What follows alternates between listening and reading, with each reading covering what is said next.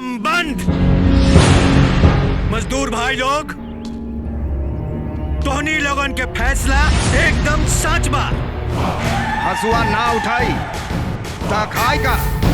ई साल मजदूर लोग ठान ले बड़े कि जबले मजदूरी ना बढ़ी केहू काम ना करी।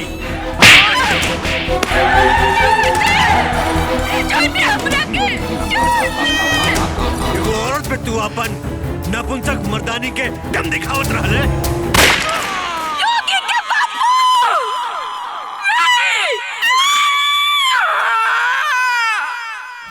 आज अपन बाबूजी के चिता के अग्नि के कसम खा के कहो, जब तक हमारी छत और अपन बाबूजी के मौत के बदला न ले लिया तब तक चैन के सांस न लिया। ये हीरा सिंह के आदमी है, हमारे पति के हत्यारा और हमारी जिंदगी बर्बाद करे वाला हीरा सिंह बा। का? ये हमार सुहाग के निशानी है। अब हमार जिंदगी में एक जरूरत कबो नहीं के।